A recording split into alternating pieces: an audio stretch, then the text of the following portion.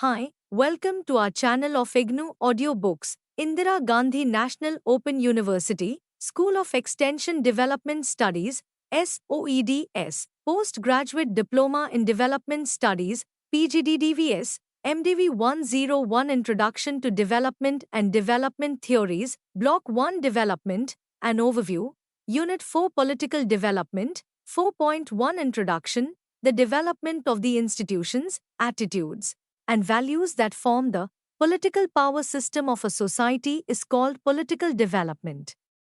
In other words, political development means the increased differentiation and specialization of political structures and the increased secularization of political culture. Political development has been especially associated with increasing democratization, with growing bureaucratization, and with the professionalization of politics. It enhances the state's capacity to mobilize and allocate resources to process policy inputs into implementable outputs. Until recently, most policy planners and economists ignored the relationships between state formation and economic development. Whereas political and economic development is closely interconnected, it is well understood that civil strife, political uncertainties, and turmoil hamper the development activities. The contemporary notion of good governance also dwells on efficient, effective, and non-corrupt public administration. It is one of the most basic requirements which every nation has to ensure for the existence and continuance as a state, and for political, economic, social, and cultural development. A politically sound state can only have faster all-round development and protect the interest of its citizens. Although it was certainly possible to study the formation of nations and states across continents and time, political development as a field came to be associated with the new states of Africa, the Middle East, and Asia. Therefore, political development and growth of political evolution became the key to a successful and strong state which ultimately promote development. This unit will familiarize its readers with following basic facts: establish relationship between political stability and development, elaborate the evolution of democracy and concept new nation, state, analyze various indicators of political participation and stability, explain development and diffusion democratic institutions, and role of political will in decision-making process. 4.2 Meaning and definition of political development. The origin of the term political development can be traced to late 1950s, when many political scientists were attempting to study the political dynamics of the newly emerging countries of Asia, Africa, and Latin America. Large quantity of quantitative data and statistical information on the demographic aspects, social, political, and economic aspects of these newly formed countries were collected to understand and analyze trend of people's attitude, values, and behavior patterns. Some political scientists like Samuel Huntington, Daniel Lerner, W. Rustow, and Edward Shields have linked the concept of political development with modernization. Even though definitions of political development are varied, most share two closely related characteristics. According to Samuel Huntington, the first characteristic of political development is that growth is synonymous with the idea of modernization. As such, political development is also defined as political modernization. The second is that there exist many ways to measure political development because modernization and development are broad topics that cover many different areas. Additionally, definitions of political development tend to itemize many different criteria. Even though the rules defining political development used are varied, the characteristics that make up political development are all features of the processes of modernization. Four categories occur in all of the definitions of political development. The first characteristic is that of rationalization, which highlights the focus on functional differentiation and achievement criteria. The second criteria are nationalism, which emphasizes nation states and nation building as fundamental aspects of political development. The third criteria are the idea of democratization, which is essentially a focus on competition and equalization of power. The last criteria are mobilization, which is a focus on political participation.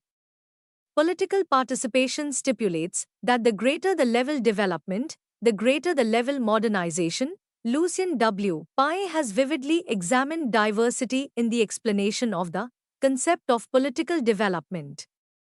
Accordingly, political development has been explained as political prerequisite of economic development, the politics typical of industrial and advanced societies, political modernization, under which advanced nations are regarded as pace setters, the operations of a nation-state, administrative and legal development. It includes all colonial practices and authoritative structures, mass mobilization and participation involving new standards of loyalty, the building of democracy. 4.3 History of development of political system, democracy. 4.3.1 Evolution of democracy. The ancient Greeks were the first to use democracy as a form of government.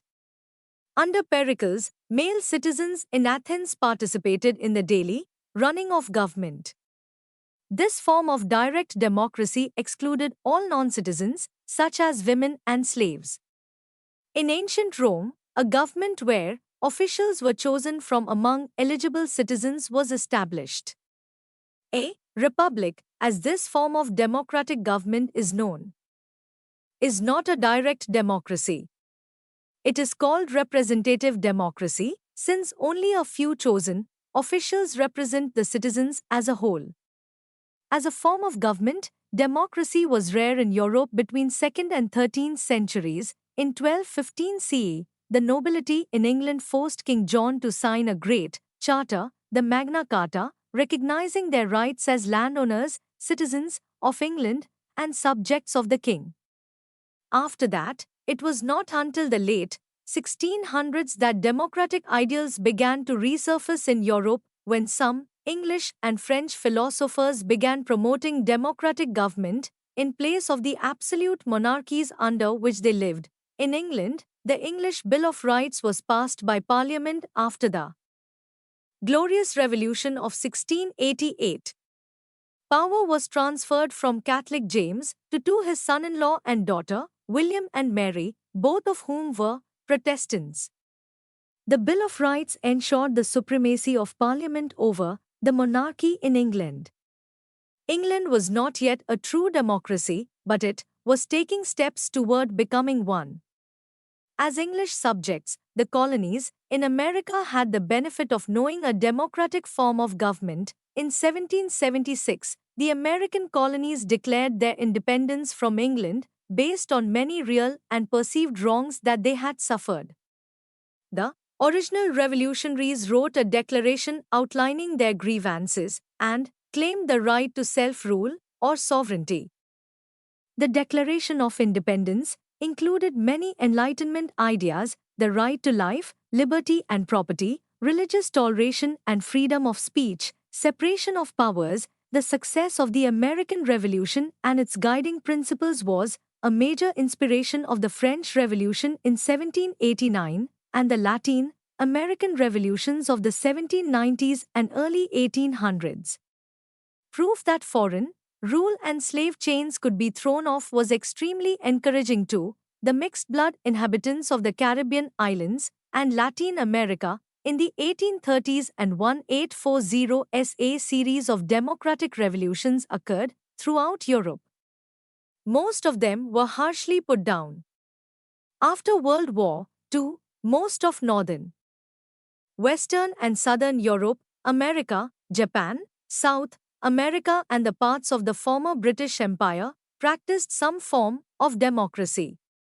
Today, democracy is one of the most widely practiced political systems in the world. 4.3.2 Other quasi-democratic institutions. There are other types of local communities which have developed democratic or quasi-democratic ways of decision-making.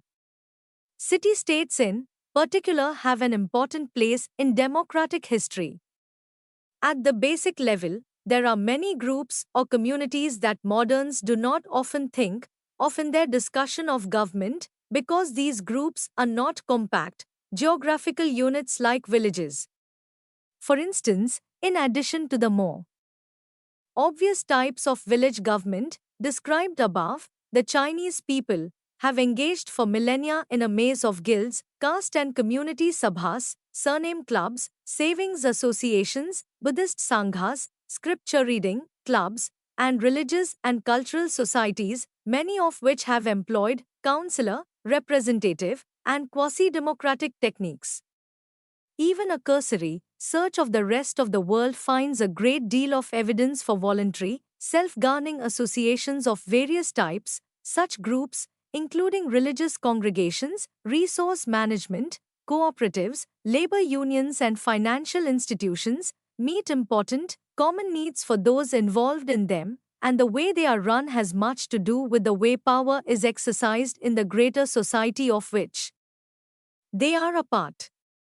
If bodies of this sort are inclusive and have important, democratic elements in their governance, or if new groups can be formed easily by interested parties, there results a freer, more open society than if key resources are dominated by a small group or the officials of a distant, central authority. 4.3.3 Recent analysis of democracy. Samuel P. Huntington is a well-known thinker on the subject of democracy. He puts the democratization of the late 1980s in a larger perspective by pointing out that waves of democratization had occurred in the past. He also identified reverse waves in which countries that had for a while been democratic reverted to authoritarian forms of government, sometimes indeed to redemocratize at a later time. He further concludes that a 20th century political system is democratic to the extent that its most powerful collective decision makers are selected through fair, honest, and periodic elections in which candidates freely compete for votes and in which virtually all the adult population is eligible to vote. Democracy also implies the existence of those civil and political freedoms to speak, publish, assemble, and organize that are necessary to political debate and the conduct of electoral campaigns. Huntington's definition and description of the three waves of modern democratization is only a part of a rich book, but a particularly useful one. He does not take into account many events since early 1991, most especially the splitting of the Soviet Union into its constituent republics.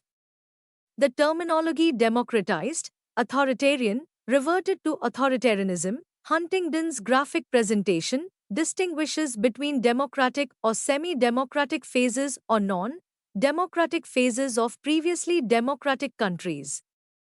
4.3.4 Political developments and changes in type of governments. When the global economy collapsed in 1929, the older, established, democracies rode out the crisis by instituting subsidies and unemployment relief programs, but in nations with shallower democratic roots, the global slump kicked out the underpinnings of liberal democracy and destroyed its credibility. As the voters turned toward parties with more radical agendas, the number of democracies in the world plummeted as quickly as the economic indicators. For a time it was uncertain whether nations like Germany would swing hard left or hard right, but when it came down to choosing sides, the right wing offered the most and made fewer demands. They promised full employment, consumer gratification, and a golden age of national unity of purpose, just like the communists, but without denouncing God, homeland, and private property. The corporate and military elites supported the Nazis, as did a plurality of the voters, so in 1933, Adolf Hitler became Chancellor of Germany. For a while, the Western democracies themselves had difficulty deciding whether the hard right or left was the greater danger to civilization.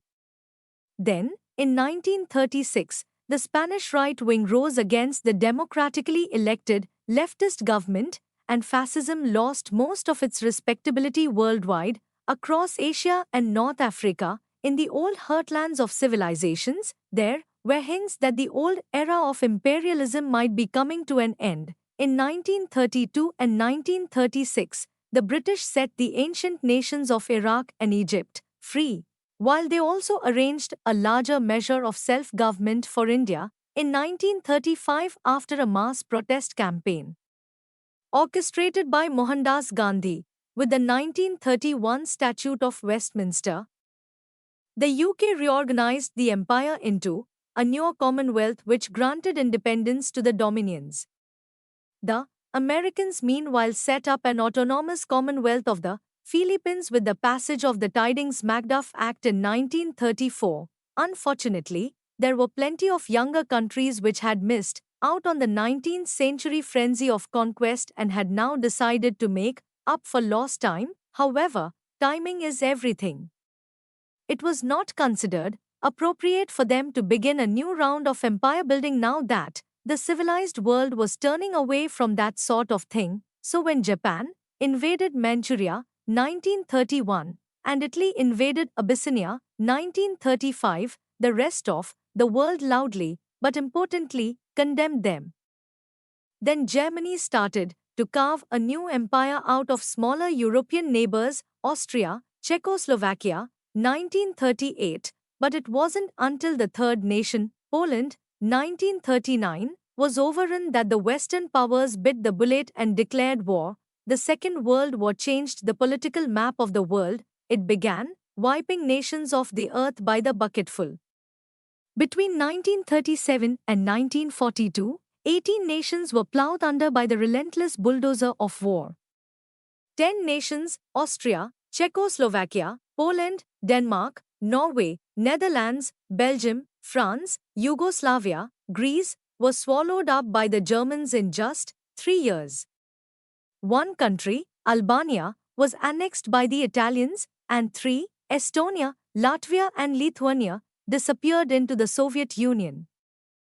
In addition, 4 theoretically neutral countries, Iceland, Iraq, Egypt, Persia, were occupied by the Anglo-American alliance in order to prevent them from falling into the wrong hands. All in all, 25% of the world's nations disappeared for the duration of the war. Although the end of the war restored most of the conquered nations, many had had their political structures wrecked. In Eastern Europe, the nations, which had been liberated, conquered, trampled by the Soviet Union, tried to set up multi-party democracies, but Soviet-sponsored communist parties quickly gained the upper hand and put an end to that. In China, the communists and nationalists resumed the civil war which had been interrupted by the Japanese, while left and right also fought a civil war over who would inherit Greece. In East Asia, a couple of colonies, French, Indochina and the Dutch East Indies, seized the moment and tried to prevent their former masters from reclaiming control after the Japanese surrendered. The dumping of Africa went almost as quickly as the scramble for Africa of the 1880s. On New Year's Eve, 1955, there were only 5 independent nations in the whole continent. 10 years later, there were 38. In most cases, the colonial powers had spent the early 1950s denying that they would ever release their colonies, so they had never bothered to educate a native, civil service or middle class, and often forbade natives to travel abroad to seek education on their own. In the Belgian Congo, for example, there was not a single African doctor, lawyer or engineer as late as 1955. Then, suddenly, there were dozens of brand new nations being cut loose with only the slightest preparations, a generic constitution, a hasty election, a red grenadier flag and a ceremonial salute before being sent on their way. In many of these new countries, the local nationalist organization that had been urging the Europeans to quit won the first elections easily and then postponed the next elections indefinitely. In countries with no local nationalist organization, The army usually took control from whichever poor, unfortunate the Europeans had left in chain. Worldwide, the 1960s saw the birth of 45 new nations, and by the decade's end, all the colonial powers had set free any dependency which was big enough to take care of itself. Only Portugal clung to the old ways, but they paid the price with escalating colonial wars in any territory big enough to support rebel strongholds. Multiparty democracy hit rock bottom in the 1970s. Whether you measure this decline in absolute numbers, a net loss of 12 visible countries, 1962, 72, or percentages, 29% fewer, the trend is unmistakable. As a percentage of independent countries, democracies reached their lowest point of the late 20th century, weighing in at only 30% in 1977.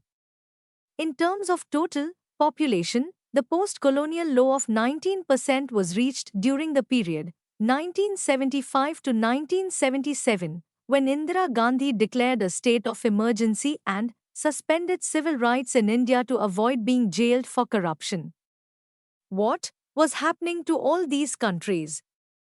Many were falling to military coups. Of the 10 traditional countries of South America, there had been only 2 military regimes and 8 democracies. In 1962, however, every 5 years saw the fall of 2 democracies, reversing the ratio and pushing the number of juntas up to 8 by 1977. In Africa, meanwhile, it had become obvious that the new nations were not going to follow the parliamentary model recommended by their former colonial owners. The lucky ones achieved some semblance of stability under slightly corrupt single-party states, while the unlucky ones lurched from coup to coup under a brutal succession of generals, colonels, and sergeant majors. Throughout the African continent, a net total of 8 nations shifted from civilian to military rule between 1967 and 1977. Case by case, each of these authoritarian regimes rose to power based on local circumstances, but overall, the trend towards oppression was boosted by the corrupting influence of the Cold War.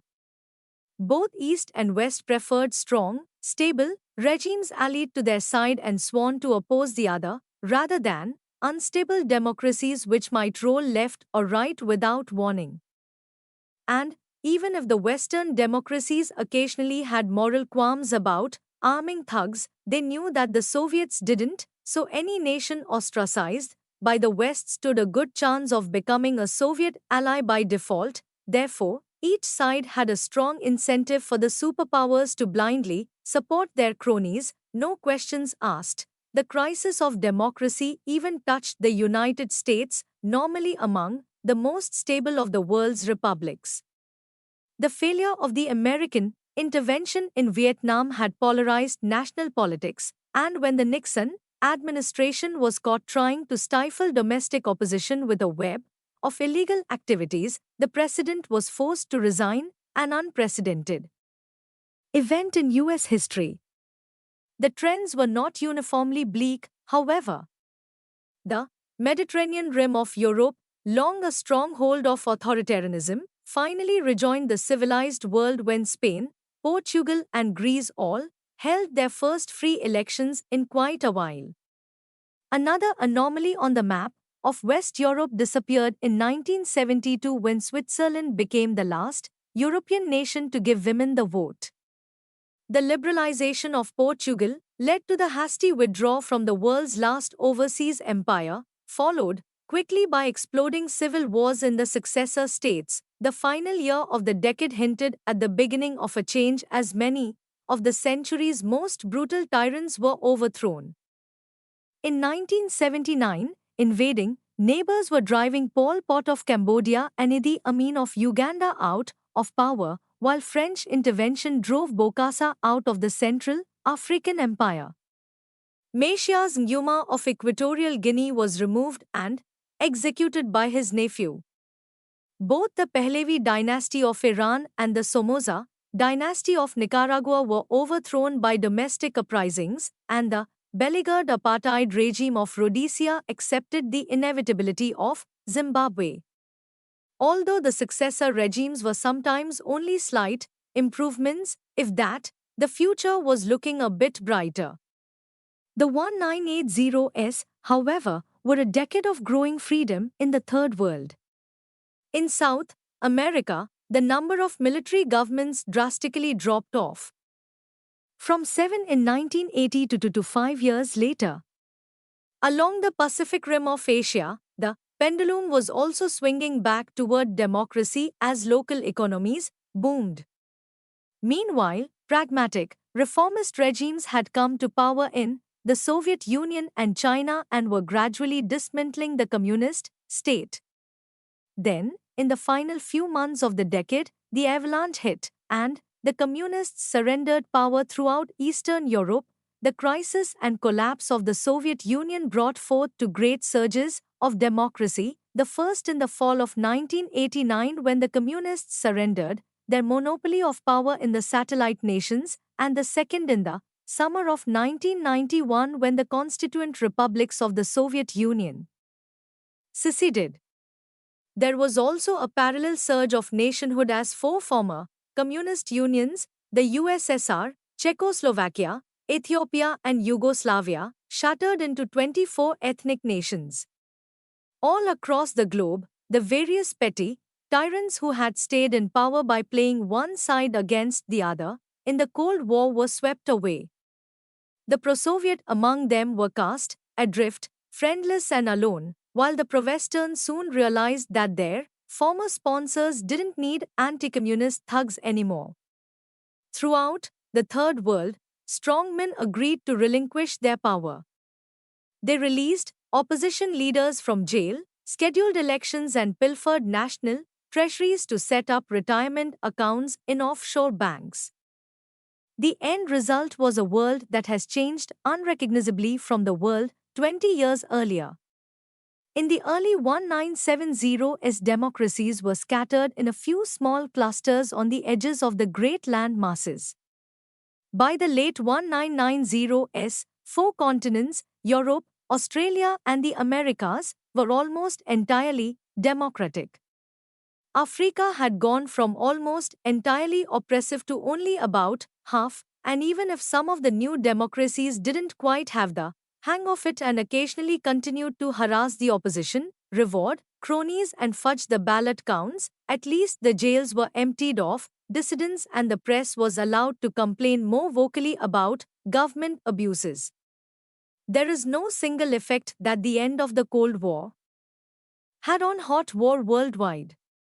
In Africa, several long smoldering civil wars fizzled out as Soviet-sponsored governments and Western-sponsored guerrillas decided it was time to talk. But this trend toward peace in one part of the world was balanced by new conflicts elsewhere. In the former, communist lands of Eurasia, ethnic hatreds which had been kept under control by Russian hegemony now found an opportunity to flare up. Till now you have read about the meaning and history of political development, 4.4 Political development and its impact. The concept of political development is also regarded as a process of modernization by many political scientists including Samuel Huntington. Though the definitions of political development are varied, but most share two closely related characteristics. The first characteristic is that growth is synonymous with the idea of modernization. As such, political development is also defined as political modernization.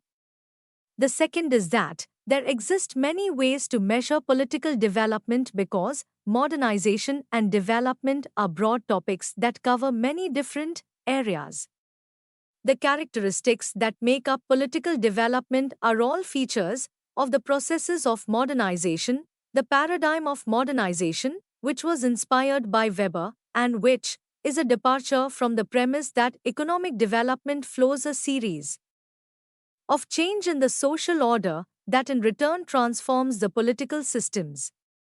With the process of urbanization, migrants shift their orientations toward politics, away from parochial loyalties of their villages and their strongmen, and toward their nations and the legitimate state bureaucracies that govern them. These transformations of traditional subjects into realm of modern, democratic systems were deeply personal, and it did not appear to involve a redistribution of power, and were apparently not subject to being suppressed.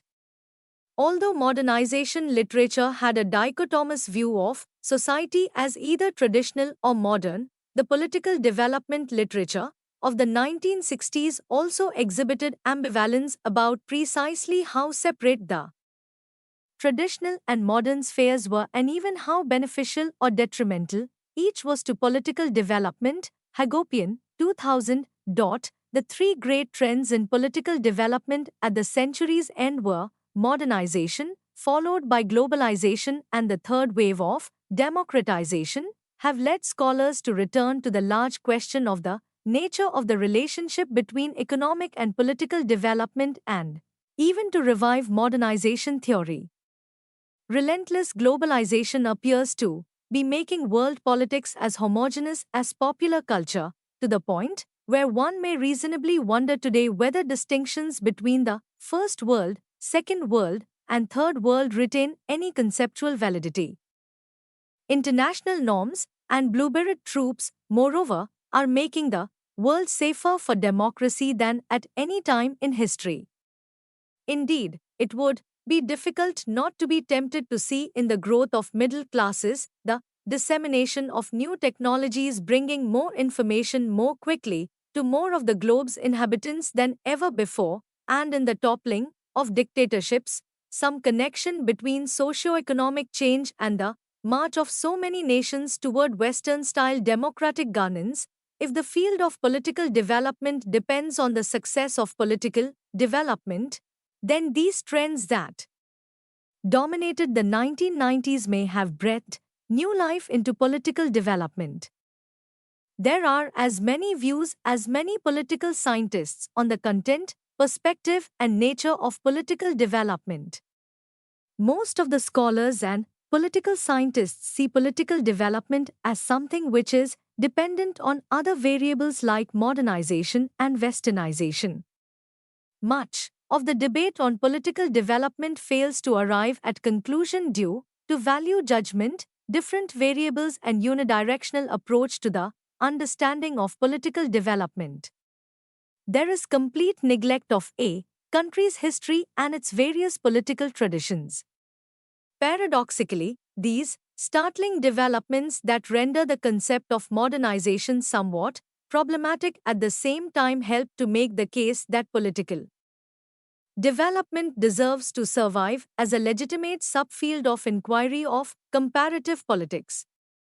At its best, the field of political development will study questions that other subfields would eschew in an encompassing political context that other subfields might judge overly ambitious. The new and renewed roles of states in development, the resurgence of ethnic identities and conflict, and the challenges they pose to the integrity of nations, and the establishment of new democratic political institutions in former authoritarian countries all constitute compelling reasons to revitalize the field of political development. Hagopian, 2000. Political development has been associated with increasing democratization, with growing bureaucratization, with decentralization, governance issues, with political values and development of democratic institutions. 4.4.1 Decentralization. Decentralization can be usefully understood as a political process whereby administrative authority, public resources, and responsibilities are transferred from central government agencies to lower-level organs of government or to non-governmental bodies such as community-based organizations, CBOs, third-party, non-governmental organizations, NGOs, or private sector actors. Decentralization, also called departmentalization, is the policy of delegating decision-making authority down to the lower levels in an organization, relatively away from and lower in a central authority. A decentralized organization shows fewer tiers in the organizational structure, wider span of control, and a bottom-to-top flow of decision-making and flow of ideas. In a centralized organization, the decisions are made by top executives or on the basis of preset policies. These decisions or policies are then enforced through several tiers of the organization after gradually broadening the span of control until it reaches the bottom tier. In a more decentralized organization, the top executives delegate much of their decision-making authority to lower tiers of the organizational structure. As a correlation, the organization is likely to run on less rigid policies and wider spans of control among each officer of the organization. The wider spans of control also reduces the number of tiers within the organization, giving its structure a flat appearance. One advantage of this structure, if the correct controls are in place, will be the bottom-to-top flow of information, allowing all decisions among any official of the organization to be well informed about lower-tier operations. For example, an experienced technician at the lowest tier of an organization might know how to increase the efficiency of the production. The bottom-to-top flow of information can allow for this knowledge to pass up to the executive officers. Decentralized governance. Decentralization is generally defined as the transfer of authority and responsibility for public functions from the central government to subordinate or quasi-independent government organizations. It embraces a variety of concepts. Different types of decentralization show different characteristics, policy implications, and conditions for success. Typologies of decentralization have flourished. For example, political, administrative, fiscal, and market decentralization are the types of decentralization. Drawing distinctions between these various concepts is useful for highlighting the many dimensions of successful decentralization and the need for coordination among them. Nevertheless, there is clearly overlap in defining these terms, and the precise definitions are not as important as the need for a comprehensive approach.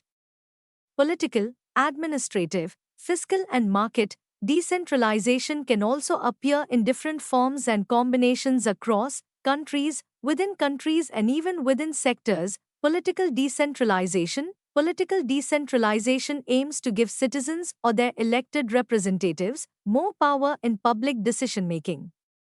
It is often associated with pluralistic politics and representative government, but it can also support democratization by giving citizens or their representatives more influence in the formulation and implementation of policies. Advocates of political decentralization assume that decisions made with greater participation will be better informed and more relevant to diverse interests in society than those made only by national political authorities. The concept implies that the selection of representatives from local electoral constituency allows citizens to know better their political representatives and allows elected officials to know better the needs and desires of their constituents. Political decentralization often requires constitutional or statutory reforms, creation of local political units, and the encouragement of effective public interest groups. To summarize, international experience suggests three broad conditions under which decentralization has been found to foster more accountable forms of governance: active participation among broad elements of society, including voting, campaigning, attending meetings, running for office, lobbying, representatives, etc., fiscal and political support from higher-level authorities within government, the existence of competitive political parties whose legitimacy depends, at least in part, on the support of the poor. 4.4.2 Political stability. There exists a strong relationship between a country's development strategy and its political system. Authoritarianism or democracy has an unfailing influence on the pace of development and justice. Political institutions always dominate the fate of nations in many ways. The strategy of economic development pursued by a country is the outcome of its political system, which, in turn, also determines its success or failure. The rate of economic growth and the level of economic and social development represents the well-being and prosperity of an economy, and political stability indicates the well-being of its political institutions. When one looks at the economy and politics of a country, there arise a number of questions. For example, what is the role of political institutions in economic growth and development? Which kind of political institutions, democracy or dictatorship, help or hinder economic growth and its trickle-down effect? Is there a trade-off between economic, political and civil liberties and economic growth? What is the role of income distribution, poverty alleviation and other social welfare provisions in determining economic performance? The conventional economics somehow fails to answer these questions, mainly because it is devoid of the role of the state or that of political institutions, which are treated exogenously in all discussions. The answer can only emerge if the role of the state is treated endogenously. This is done in what is termed as the new political economy, which is, in fact, a revival of what, at one time back in history, was known as political economy. The new political economy, unlike the mainstream conventional economics, incorporates government's impact on the economic system and its components without going into the questions of the development of political systems, constitutions, and their processes. In essence, it accounts for the behavior of the electorate, the legislatures, and the bureaucracy. It is only then that we are able to answer various questions related with the behavior of the state and its impact on the economic functioning of a given system. There is a strong relationship between economic growth, capital accumulation, and democracy on the one hand, and between political instability and income inequality on the other. Let us now find answers to the question with regard to the linkages between the well-being of an economy and its political setup.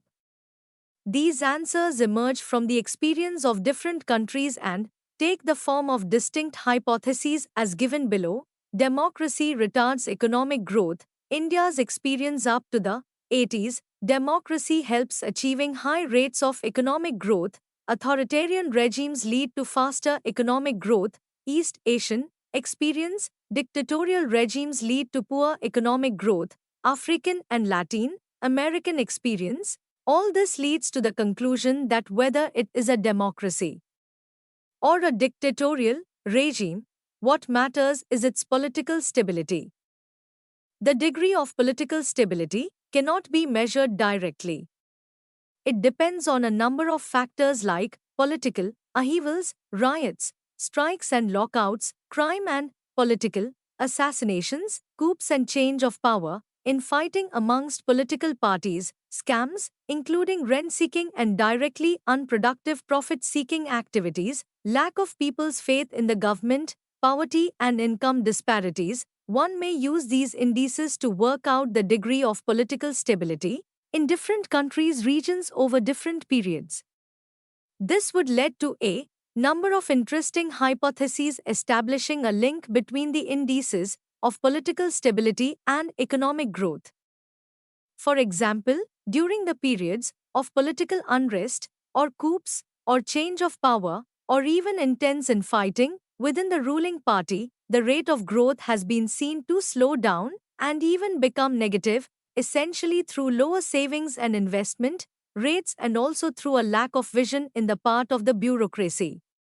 It is now understood that the magnitude of these activities and political instability reinforce and strengthen each other to quite a great extent, with the result that taken together, they work against the growth process. They require being neutralized, weakened and counteracted. 4.4.3 Political values. Politics in a liberal, democratic democracy cannot long proceed or survive simply by inertia. Instead, they must be constantly fed by people who are engaged in the political process and who share some of the basic values necessary for such a democracy to thrive. None of these values depend in any way upon religion or theism, this means that they necessarily godless, that they exist independently of people's religions and gods. Rule of law, perhaps nothing is as fundamental as the rule of law. Liberal democracy simply cannot exist unless everyone, from the lowest citizen to the highest official, is equally subject to the same laws. As soon as some people or groups are exempted from neutral, generally applicable laws, they are essentially placed outside the political process and made superior to the rest of us. In the end, the law means nothing unless it is fairly and equally applied to all. Political harmony, something we don't hear much about, is harmony in politics, which may be one reason why it's been so lacking lately. In music, harmony requires multiple voices singing parts of the same piece. In politics, then, harmony requires the presence of multiple perspectives that all are moving towards the same general goal. Valuing political harmony means opposing efforts to reduce dialogue to a single perspective as well as efforts to tear the group apart into wildly different directions. Compromise, politics is the art of the possible, which means that it is a pragmatic efforts to find the best possible means for achieving particular goals.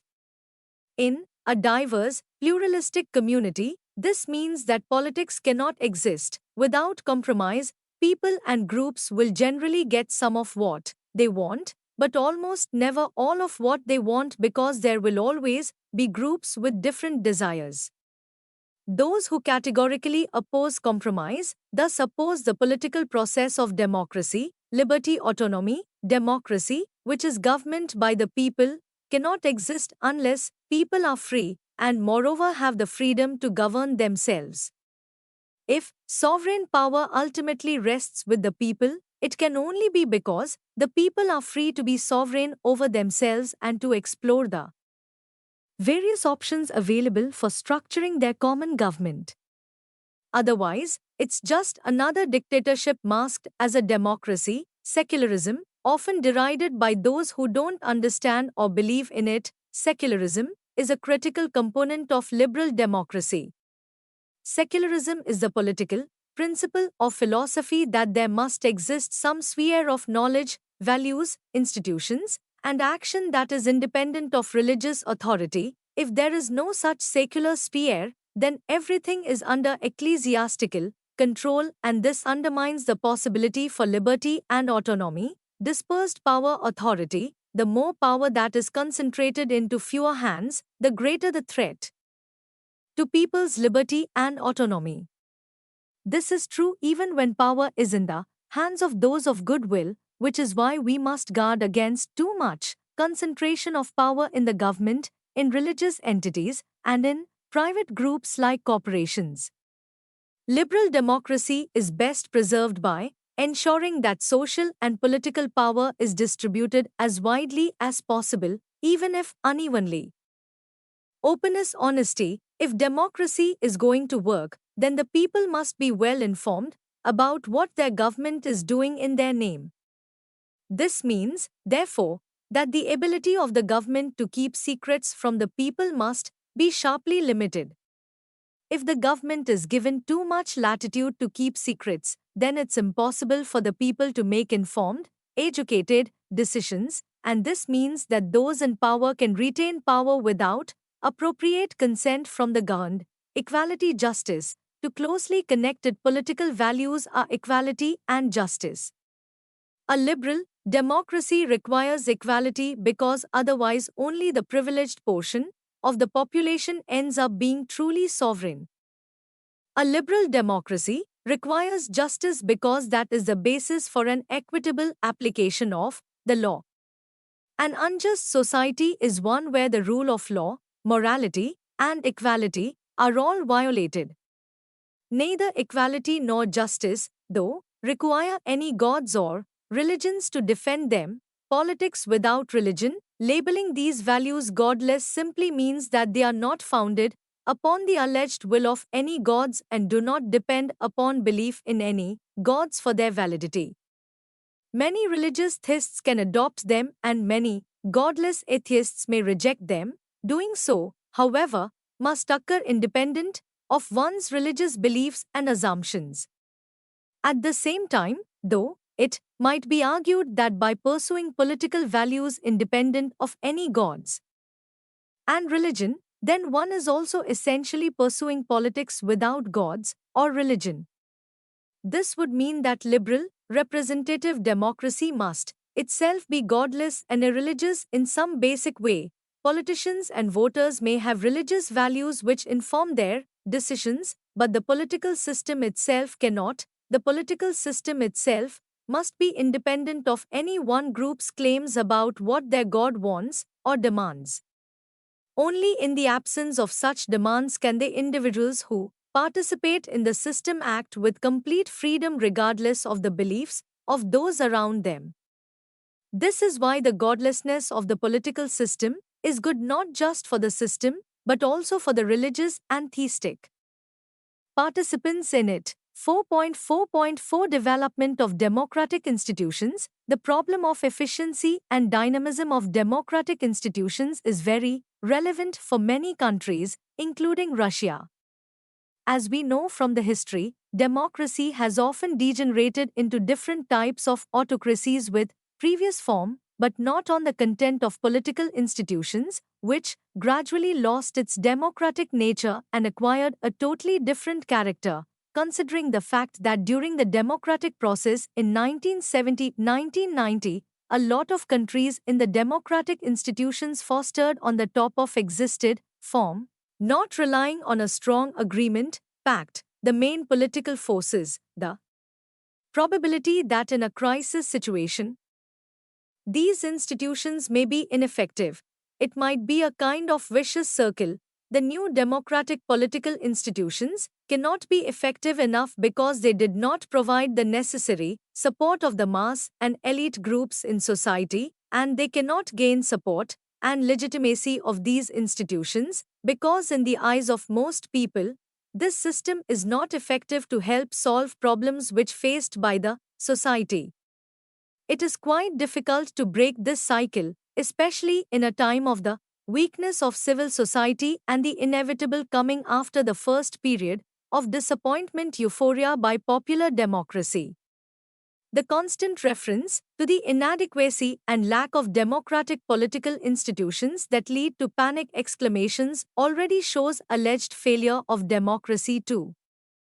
Dictatorship established, etc., can only further reduce the credibility of democratic or semi-democratic institutions, making them fully ineffective and incompetent.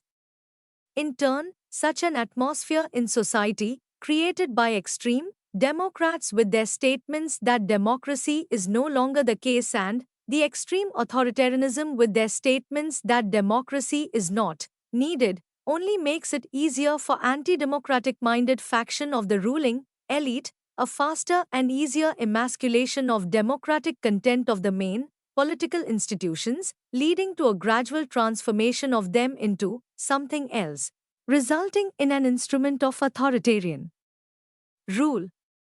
This applies primarily to the institution of elections in the institution of political parties, parliament, etc. So the main issue in the transition and in the more crisis situation is not so the purity of principles and a full democracy of major political institutions, but their democracy which coupled with efficiency.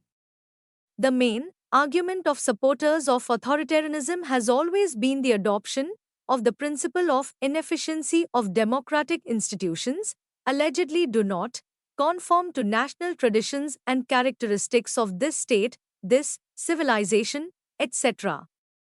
Countered this argument cannot just claim that democracy is important and valuable in itself.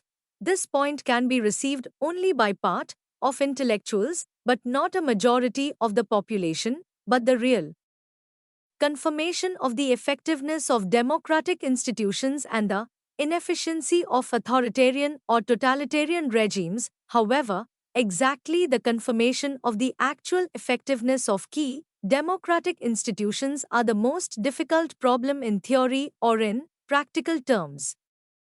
This applies mainly to Russia, with its small experience of the institutions of democracy, but, of course, not only to it. There is a lot of problems in Latin America, South and Southeast Asia, Middle East, including such large states like China, Pakistan, Indonesia, Iran.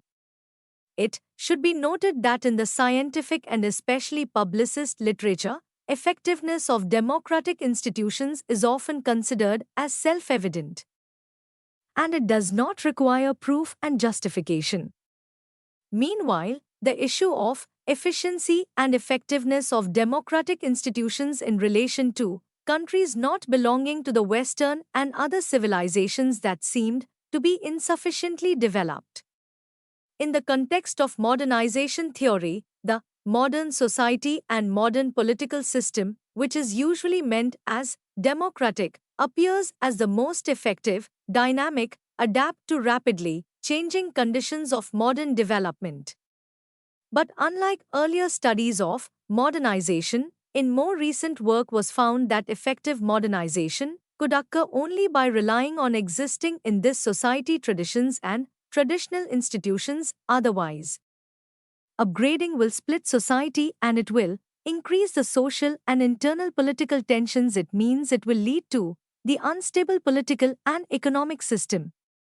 However, the key question consists in how to combine with this consistently upgrading the reliance on tradition with the efficiency of democratic political institutions. In the theory of modernization often remains in the shadows.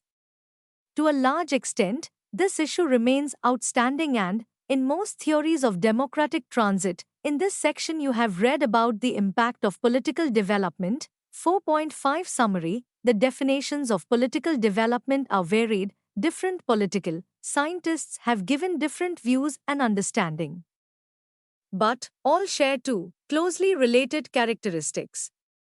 The first characteristic is that growth is synonymous with the idea of modernization, and as such, political development is also defined as political modernization. The second is that there exist many ways to measure political development because modernization and development are broad topics that cover many different areas. Additionally, political development tends to itemize many different criteria. Even though the rules defining political development used are varied, the characteristics that make up political development are all features of the processes of modernization. Political development has been associated with increasing democratization, growing bureaucratization, and with the formalization of politics.